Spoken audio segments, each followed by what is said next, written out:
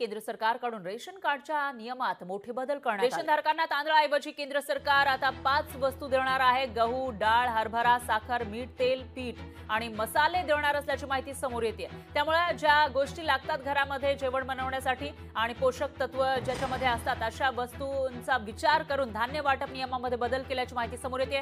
केंद्र सरकारने ration card धारकांना एक मोठा दिलासा दिलेला आहे असंही म्हणावं लागेल, कारण रेशन धारकांना आता फक्त तांदळाऐवजी केंद्र सरकार 5 वस्तू देणार आहे। त्यामध्ये गहू, डाळ, हरभरा, साखर, मीठ, तेल, पीठ आणि मसाले सुद्धा असतील अशी माहिती समोर येते। तर ज्या गोष्टी जेवण बनवण्यासाठी लागतात त्या सर्वच्या सर्व रेशनच्या माध्यमातून रेशन कार्डवर दिल्या जातील अशी माहिती आहे। पोषक तत्वांचा विचार करून धान्य वाटप नियमामध्ये हा बदल केल्याची माहिती समोर येते।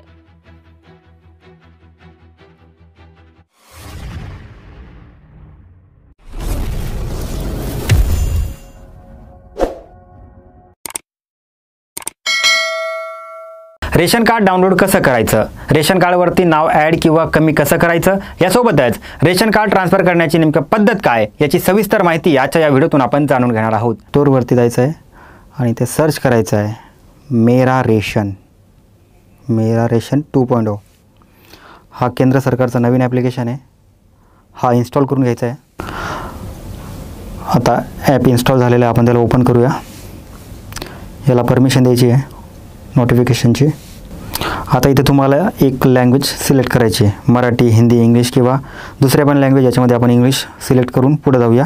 नेक्स्ट इथं मेरा रेशनचं एक स्पेसिफिकेशन तुमच्यासमोर आलेलं आहे, इथं गेट स्टार्टेड करूया आपण।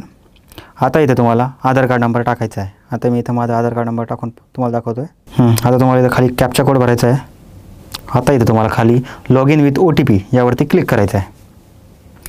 आता तुमच्या मोबाईल नंबरवरती एक OTP येईल, तो OTP इथे टाकायचा आहे आणि व्हेरीफाय या बटनावरती क्लिक करायचं आहे। इथं OTP व्हेरीफाय सक्सेसफुली असं आला असेल, यावरती ओके करा। आता तुम्हाला इथं रीएंटर एमपिन, आता क्रिएट एमपिन यावरती क्लिक करा। आता तुम्हाला या ॲप्लिकेशनला लोकेशनची परवानगी द्यायची आहे, त्याच्यामुळे इथं आपण त्याला परवानगी देऊया।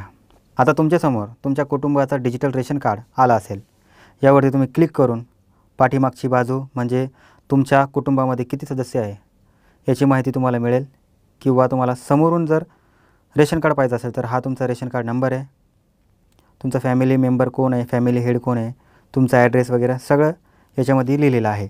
आता तुम्हाला जर याला डाउनलोड करायचं असेल तर इथे तुम्हाला सिंपल डाउनलोड बटनावरती क्लिक करायचं आहे।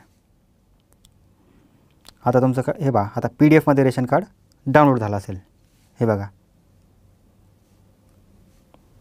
इथं किती मेंबर आहे, त्यांचे आधार कार्ड नंबर, फॅमिली मेंबर वगैरे, हे रेशन कार्ड डाउनलोड झाला। आता यासोबत आता तुम्हाला फॅमिली मेंबर किती आहे मॅनेज करायचं असेल, समजा फॉर एक्झाम्पल हा आता माझं रेशन कार्ड आहे, याच्यावरती आपण एडिट करू शकतो। अपडेट इथं येस बटन दाबायचं आहे, इथं आपण अपडेट करू शकतो, इथं आपण नाव चेंज करू शकतो, मोबाईल नंबर टाकू शकतो, यासोबत ईमेल ID अपडेट करू शकतो।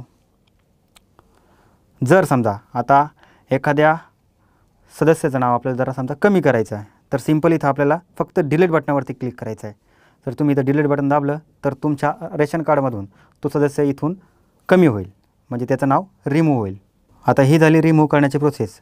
आता आपल्याला जर समजा एखाद्या फॅमिली मेंबरचं नाव ॲड करायचं आहे तर इथं सिंपल तुम्हाला इथं ॲड फॅमिली मेंबर असं इथं ऑप्शन आहे, इथं तुम्ही ॲड करा। यावरती तुम्हाला सगळी माहिती लिहायची आहे, म्हणजे त्याचं नाव, त्याचा आधार कार्डवरती काय नाव आहे, डेट ऑफ बर्थ, त्याचं वय काय, त्याच्या आईवडिलांचं नाव, अशी सगळी माहिती तुम्हाला इथं टाकायची आहे। त्यानंतर ती माहिती टाकल्यानंतर काही तुम्हाला बेसिक इन्फॉर्मेशन इथं भरावी लागेल। ते भरल्यानंतर तुमच्या रेशन कार्डवरती तुम्ही नवीन फॅमिली मेंबर देखील ॲड करू शकता।